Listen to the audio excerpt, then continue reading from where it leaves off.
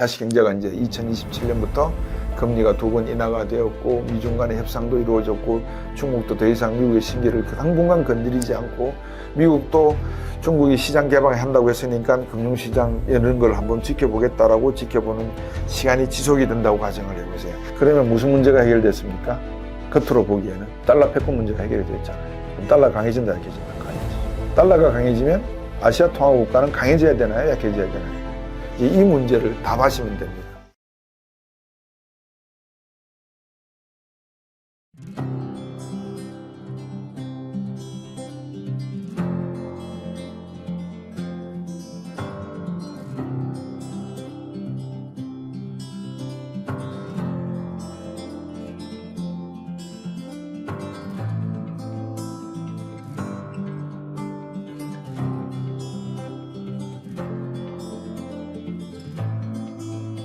자, 그러면 이제 두 번째 주제로 제가 넘어가서 달러화 이거 어떻게 될 것인지 좀 말씀을 드렸으면 좋겠습니다.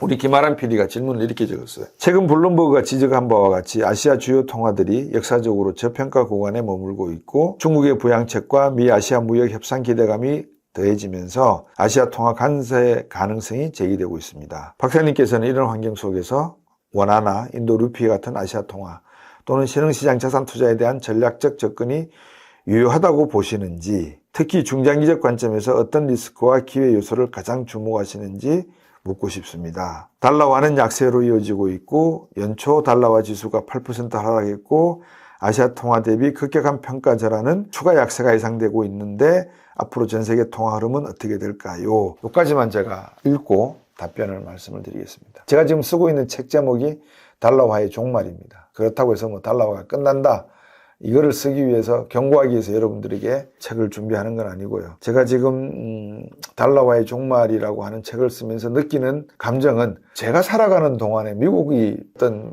위기 이런 이야기를 할 때가 있을까라는 생각을 한 번도 해본 적이 없습니다. 미국 경제는 늘 잘 나갈 것이고 미국 경제는 아무도 따라갈 수 없고 범접할 수 없고 소련이 붕괴되리라고 상상도 못했고 중국과 함께 우리가 수교해서 지금 중국 분들이 우리나라에 와서 관광도 하시고 땅도 사시고 할 거라는 건 제가 대학교 졸업할 때까지도 상상을 못했습니다. 86년도 졸업할 때 우리나라가 중국하고 수교를 92년도 했잖아요. 상상도 못했다니까요. 그런 세상이 이제는 변하고 있습니다. 변화.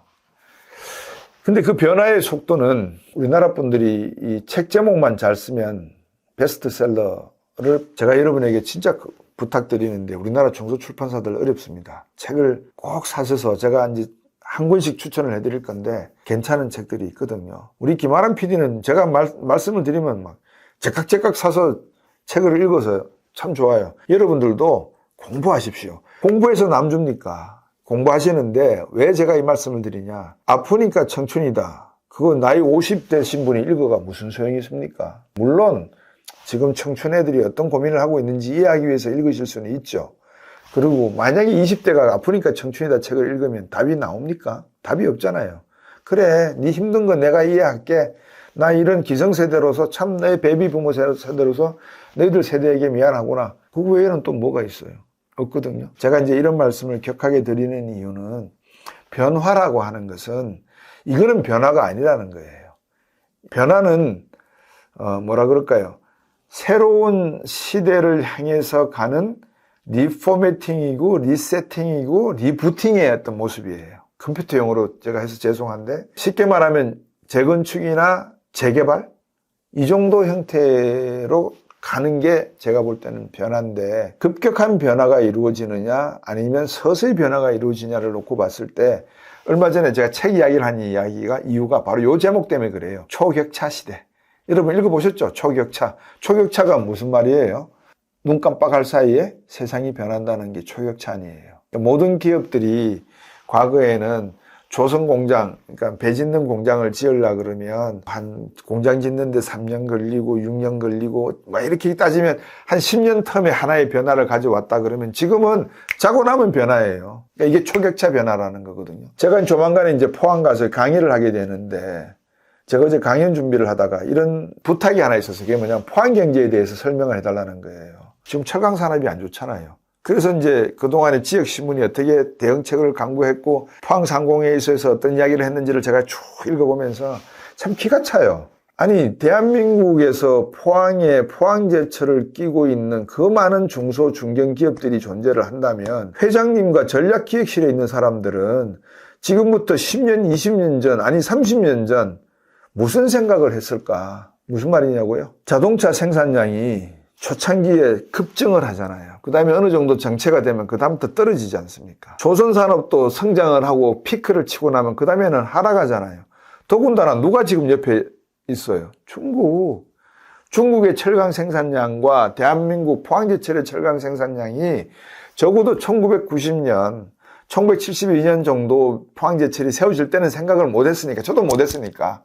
근데 1972년이 지나고 20년이 지나서 수교를 했잖아요, 중국하고. 그럼 중국이 어떻게 경제성장을 할 것이라는 것은 한국이 경제성장을 해봤으니까 짐작할 수 있잖아요. 그럼 1992년 이후 10년이 지난 2002년 월드컵 할 때라도 포항 경제는 앞으로 이거 20년 뒤에 포항 지역의 경제가 제철 사업으로 의존해서 먹고 살 게 있겠니? 조선 사업으로 해서 먹고 살 수 있겠니? 걱정을 해야 되는 거 아니겠어요? 왜? 변하니까. 그런 변화를 예견하지 못했다? 예견하려고 노력하지 않는다? 존재할 필요가 없습니다. 그거는 그 자체가 나는 자연인이답니다. 세상이 어떻게 변하든 나 그 스트레스 받기 싫고 부모님이 결혼 언제 하냐, 직장 언제 갔냐, 뭐 공무원 시험 언제 보냐 이것만 묻지 마. 아이고 나는 뭐 상관없고 내 멋대로 살 거야. 나는 자연인이야. 나는 자유인이야. 이라고 생각하면서 막 이야기하는 것은 뭐 그것도 하나의 가치니까 이해를 하는데 적어도 현대를 살아가는 우리로서 경쟁과 상대성을 물리칠 수가 없잖아요. 그대로 받아들여야 되잖아요. 그런 사람이라면 변화를 늘 생각을 해야죠. 그러면 그 변화가 앞으로 이렇게 된다 이 말입니다. 눈 깜빡 그 불교에서 말하는 이 확철되어 깨닫는 순간은 요 눈을 깜빡거리는 순간보다도 짧다고 표현합니다. 그러니까 우리가 여러분들께서 달러 값이 왜 어떻게 될까? 이 정말 좋은 질문이에요. 앞으로 비트코인과 이더리움이 어떻게 될까? 내가 재산을 어떻게 지켜나가야 돼? 이거 생각 안 하면은 안 되죠. 근데 문제는 저는 그렇게 생각해요. 대한민국 국민들은 전부 천재예요. 수재급이에요. 최소한. 근데 뭐가 문제냐? 이놈의 언론이 문제고 정치가 문제예요. 얘들은요, 천재 수재를 바보로 만드는 기술이 있는 사람들 같아요. 왜 그러냐? 언론이라고 하면 기자분들이 경제 관련된 기사를 예를 들어서 하나 썼다. 그러면 자기가 여기서 10년, 15년 동안 뼈를 묵은 기자다. 경제 담당 기자다. 전문 기자다. 라고 하면 분석은 해주셔야죠. 분석해 주실 수가 있어야 되거든요. 없어요, 그런 거. 그래서 말초신경만 자극을 하고 지금도 세종시 집값이 들썩거린다. 뭐 서초, 강남, 반포 저런 데 집값은 오히려 오르고 있다. 이런 이야기를 언론 기사에 쓰는 기자들과 데스크는 이런 신문사들은 시민 여러분들이 심판하셔야 되거든요. 이건 완전히 기레기다. 근데 여러분들은 그러시지 않잖아요. 왜? 공부하지 않으니까. 그래서 공부하시라는 겁니다. 그러면 답이 있다는 거죠. 어떻게 답이 있는지 제가 간단하게 설명을 드릴게요. 자, 미국과 중국이 만약에 무역협정을 한다, 안 한다, 이 문제도 중요하지만 여러분 생각에 세계대전이 일어날 수 있다, 없다의 가장 분명한 판단의 근거는 앞으로 미중 간이 서로 협력한다, 안 한다에 있다. 동의하십니까? 안 하십니까? 동의하시겠죠? 미중이 서로 협력하지 않으면 붙어야 되잖아요. 안 그렇습니까? 그거 이해가 안 되시면 더 이상 설명이 안 돼요. 근데 미국과 중국 중에서 누가 하나가 패권을 잡는 권력은 하나잖아요. 태양은 하나잖아요. 앞으로 중국 위안화가 세계 기축통화가 돼야 돼. 그게 자연스럽게 권력이 이양될 수 있다고 보십니까? 아니면 권력 암투가 있어야 된다고 보십니까? 늘 전쟁했습니다. 세계 역사를 고조선부터 해서 5천만 년 역사에 다 들춰보십시오. 전쟁하지 않고 아버지와 동생과 형을 죽이지 않고 권력을 찬탈한 적이 자연스럽게 이양된 시대가 얼마나 많은 비중을 차지하고 있는지 한번 계산해 보십시오. 제가 볼 때는 2할 정도 될까 말까 할 것 같아요. 평화롭게 간 게. 대부분 전쟁이었고 무자비한 학살이 있었습니다. 그럼 미국과 중국이 달러 패권이 위안화 패권으로 넘어가는 시점에 그냥 넘어간다? 그래서 저는 그러지 않을 것 같습니다. 뭔가 큰 일이 벌어질 것 같습니다. 그러면 인간이기 때문에 이성적으로 판단했을 때 그 과정을 이야기가 좀 큽니다. 근데 짧게 나중에 결론이 이루어지니까 걱정하지 마시고요. 인간이 살아가다 보면 그런 큰 일을 다 두려워하고 알고 있습니다. 누구나 알 수 있습니다. 그 정도 상식은. 그러면 이제 협력을 하겠죠. 협력을 하는데 서로의 생각은 다릅니다. 이 미국이라고 하는 나라는 중국과 협력하는 과정에서 중국의 힘을 약화시키는 방향으로 힘이 있을 때 압력을 넣으려고 그럴 거고요. 힘이 당분간 없는 중국은 물론 굴복하는 듯이 보일지는 모르지만 자기 나름대로의 세력을 확장시키기 위해서 1대1로도 했고 중국 몽도 만들었지 않습니까? 그 작업을 할 거란 말이죠. 그게 여러분 지난번에 김기훈 대표도 보여드리고 저도 한번 보여드렸던 레이 달리오의 그 책 소개에서 미국은 지금 이렇게 이제 하강 국면, 중국은 상승 국면이라고 말씀을 드렸고, 레이 달리오는 억만장자입니다. 기업인입니다. 교수님 아닙니다. 그렇지만 제가 또 말씀드렸던 게 내려오는 듯 하지만 다시 바운스 백 할 수도 있다라고 말씀을 드렸습니다. 어떻게 될지는 모릅니다. 이제 미국과 중국이 한판 붙어야 되겠죠. 그러면 우리가 흔히 이제 그렇게 하잖아요. 내 편을 많이 만들려 그러면 어떻게 하면 내 편을 많이 만듭니까? 한번 생각해 보십시오. 여러분께서 많이 베풀어 주시고 어려울 때 몰래 이렇게 지원해 주시고 또 도움을 준 분들이 내가 어려울 때는 그분들이 말하지 않아도 저를 도우러 오지 않습니까? 그렇잖아요. 똑같습니다. 국가 간의 관계도 똑같다고요. 그러면 중국이 지금 아프리카에 가서 30만 명이 넘는 이민자들이 아프리카에서 다이아몬드도 캐치하고 수많은 흰토리도 캐치하고 아프리카 개발에 노동력을 제공한다고 하는데 아프리카 국가들은 박수치면서 중국 감사합니다라고 하겠습니까? 저 나쁜 사람들이라고 하겠습니까? 후자입니다. 왜? 정치인들한테는 뇌물을 줘서 부정부패하도록 하지만 일반 서민들은 죽어나거든요. 아직까지. 생활이 나아지지 않지 않습니까? 그러니까 민심을 거스리는 그런 부정부패의 권력과 교역하는 형태의 중국의 리더십은 오래 갈 수 있는 리더십은 아닌 거죠.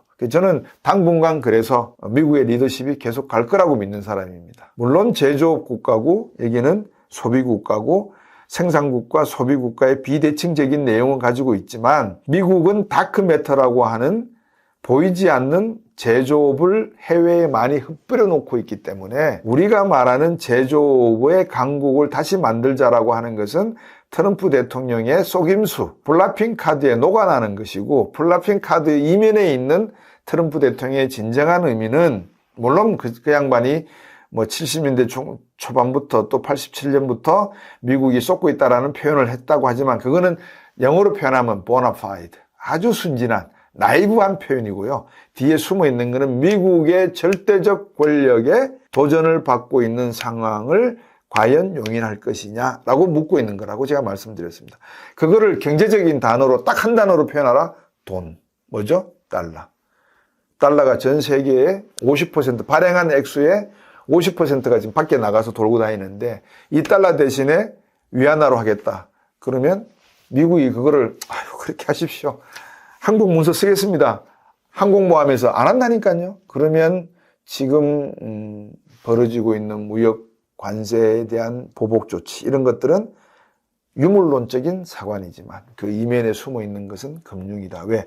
상업과 산업 제가 늘 말씀드렸잖아요. 영화에서도 많이 보실 수 있잖아요. 스페인과 포르투갈이 남미를 침탈할 때 앞장섰던 사람은 십자가를 들고 있는 신부님이었다니까요. 십자가 들고 나가잖아요. 그런 종교마저도 금권 세력과 연결을 해서 은이 그 당시에는 기축통화였기 때문에 은광을 최고라고 은광을 확보하기 위해서 식민지가 만들어졌고 그런 역사를 통해서 전쟁이라고 하는 것은 한 국가에서 네덜란드에서 영국으로 패권이 넘어갈 때는 반드시 해전을 하든 내전을 하든 내전을 겪었다라는 말씀을 드리는 겁니다. 그것이 일어나지 않는다는 것은 아직까지 패러다임 시프트가 일어날 수가 없다는 것을 의미하고요. 그 기간 동안에는 끊임없이 상대방의 심기를 건드리는 일들이 일어날 수밖에 없을 거고요.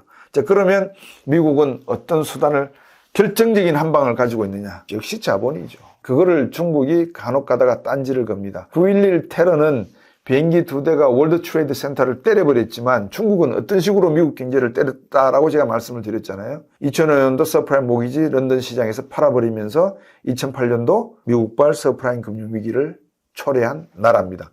단정적으로 말씀드립니다. 100% 확신을 가지고 말씀드리고 자료도 있고 데이터도 있고 증거도 있고 다 있습니다. 그 다음에 지금 들어와서 중국이 미국 달러와 버리고 브릭스 국가들끼리 이제 한번 우리끼리 한번 교역해서 결제통화 만들어볼까? 지금까지 통용됐던 스위프트 코드 말고 CIP라고 하는 새로운 국제결제제도를 중국이 만들었단 말이죠. 미국이 이거를 보고 야, 나의 자존심을 건드리는구나 라고 지금 하고 있는 중입니다. 트럼프 대통령이 그거를 자존심이 있기 때문에 달러 건들지 마 이 말은 안 하고 관세 145 이러는 거야 라는 것을 제가 말씀을 드렸습니다. 자, 그러면 중국과 협력이 되어서 연말쯤 돼서 아유, 중국도 두들겨 오고 계란으로 바위치기구나, 달걀로 바위치기구나, 조금 참았다 다시 또 해야지, 그 협력을 하기로 했다. 그러면 세계 경제는 다시 말씀드리면 미국은 성장을 다시 하기 시작할 겁니다. 기술적 급등할 겁니다.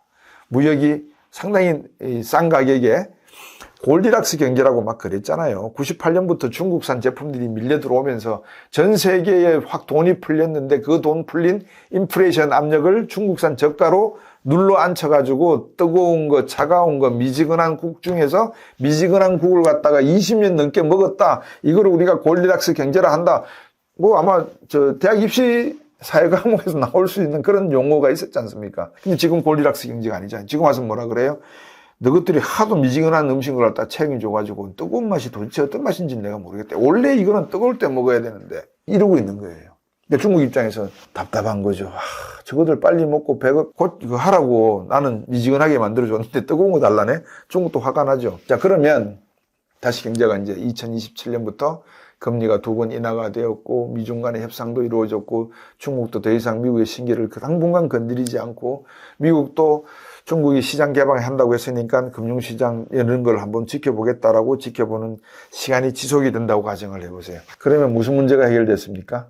겉으로 보기에는 달러 패권 문제가 해결이 됐잖아요. 그럼 달러 강해진다 약해진다? 강해지죠. 달러가 강해지면 아시아 통화국가는 강해져야 되나요? 약해져야 되나요? 이제 이 문제를 답하시면 됩니다. 미국 달러가 강해진다는 말은 미국 경제가 강해진다는 말이잖아요. 미국 경제가 강해지고 중국 경제도 안정권에 들어간다면 동남아 국가들도 중국에게 미국에게 팔 수 있는 물건들이 많아진다는 거고 서로가 다 경제가 좋아진다는 의미가 되잖아요. 그러면 누구의 돈이 더 가치가 있게 되겠느냐? 경제 성장률 연평균 4.5% 하는 나라가 강한 통화를 가지고 있겠습니까? 연평균 2.0을 하는 나라가 강한 통화를 가지고 있겠습니까? 이건 원래 기축통화고요. 여기가 강하죠. 그러면 아시아 국가들의 통화 가치는 절상돼야 되겠죠. 그렇잖아요. 한국 경제가 잘 나가서 연평균 3%, 5% 성장을 하면 2% 성장하는 미국 경제보다는 잘 나간다는 거 아니겠어요? 그죠? 그러면은 우리 돈이 더 가치가 있다는 의미를 가져야죠. 그러니까 떨어져야 돼요. 절상이 돼야 되는 거예요. 그런데 여기에 이제 재밌는 하나의 속임수가 숨어 있는 겁니다. 무슨 속임수냐? 지금 우리가 막 이야기하고 있는 것 중에 하나입니다. 뭐죠? 왜 금값이 올랐다가 이번에 금값이 툭 떨어져 버렸죠. 3,200달러로.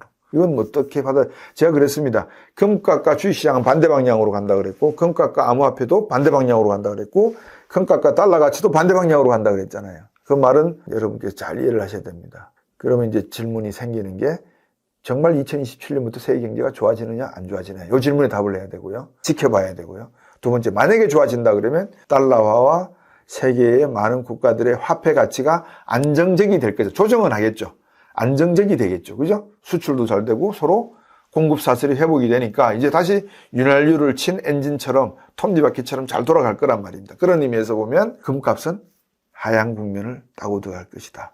그런데 지금 방금 말씀드린 이 문제는 임시변통입니까? 아니면 영원할 것 같습니까? 임시변통이잖아요. 그래서 금값이 떨어지면 떨어지는 대로 금을 사모으시라는 이야기고요. 금값이 만약에 그렇다 그러면 암호화폐는요. 달러화를 언젠간 대체할 수 있다라고 사람들이 생각할 수 있는 부분이 있잖아요. 양자 컴퓨팅이 나타나기 전까지. 그러니까 사모으시라는 거예요. 이제 이해를 하셨으면. 왜? 초격차의 변화 시대이기 때문에 이거를 미리 예상을 하지 않고 있으면 당하거든요. 당한다는 표현이 국가적인 개념에서는 당하는 거고 개인적인 입장에서 보면 열심히 일해봐도 벌리는 돈이 없는 상황이 만들어진다는 의미입니다. 그래서 여러분께 요약을 해드리면 2027년부터 경제가 좋아진다는 말을 100% 액면으로 믿는 여러분들은 보나파이드하고 정말 나이브하고 순진하시고 마음이 비단결같이 고우신 정말 법 없이도 사실 분들이고요. 27년부터 경제가 좋아지니까 원화도 1,100원대 중반대로 내려오게 되고 그러면 공급 사슬이 회복이 되니까 세계 경제가 다시 좋아지겠지. 그런데 요거 5년이 지나고 나면 또 중국이 미국의 심리를 또 탁탁 건드릴 때가 되지 않겠어? 5년쯤 지나고 나면. 그러면 그 변화의 시기가 주기가 단축이 될지 길어질지는 모르겠지만 하여튼 5년이라고 놓고 보면 이 5년쯤에서 2년이 지나고 나면 내가 다시 금을 사 모아야 되고 비트코인과 이더리움을 사 모아야지만 내 현금 자산과 주가가 하락할 가능성에 대비한 자산 포트폴리오가 만들어지는구나 라고 생각을 하실 수 있다는 겁니다. 그래서 미국 경제가 중국 경제가 관세협정, 무역협정을 어떻게 처리하든지 간에 세계에는 변화의 바람이, 제가 그랬잖아요. 파도를 보시면 안 되고 바람을 읽으시라 그랬잖아요. 그 바람은 뭐냐? 초격차의 시대라고 하는 게 바람입니다. 변화가 한 5년 뒤에 이렇게 꾸물떡 일어나는 게 아니고 내일 아침에도 변화가 일어날 수 있는 그런 시대에 우리가 지금 들어와 있거든요.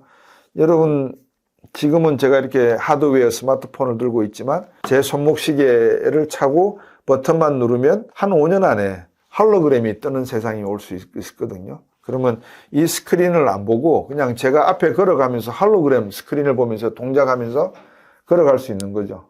이해가 되실런지 모르겠습니다. 홀로그램이라고 해서 왜 가짜 3D 일루전이죠. 허상이죠. 그런 화면들이 나오는 시대가 멀지 않았습니다. 제가 그래서 8개의 새로운 종목 기술을 소개해 드린다고 했으니까 한번 들어보시고, 초격차의 시대에 여러분들께서 읽으셔야 될 책들이 너무나 많습니다. 그렇다고 해서 모든 게 물질 문명으로 간다는 것은 정신 문명을 버린다는 것이 되기 때문에 그건 또 옳지 않습니다. 제가 오늘 끝으로 여러분에게 요약해서 드릴 말씀은 미국 경제의 경제 지표들, 인플레이션, 실업률, 임금 상승률, 또 신규 주택 구매자 수, 비농업 고용자 수, 이런 모든 경제 지표는 아직까지는 견조합니다. 미국 경제가 항공모함이 2.3 정도 성장을 하는데 대한민국 경제 성장은요, 다시 말씀드리는데 0.8에서 1.5 구간에 있습니다. 올해 경제 성장률 글쎄요, 정부가 바뀐다고 해서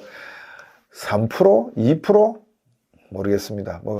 그렇게 되기를 기원하겠습니다. 근데 객관적으로 한 0.5에서 0.8 정도 된다고 볼 때 우리 경제는 상당히 어려워질 수밖에 없다. 그러면 이거를 극복할 수 있는 방법이 있느냐? 없다. 왜? 기술도 없고 과학도 없고 데이터 센터도 없고 아무것도 없다. 그래서 하는 이야기가 뭐냐? 이제 포항 계시는 분들 잘 들으십시오. 답이 여기에 있습니다.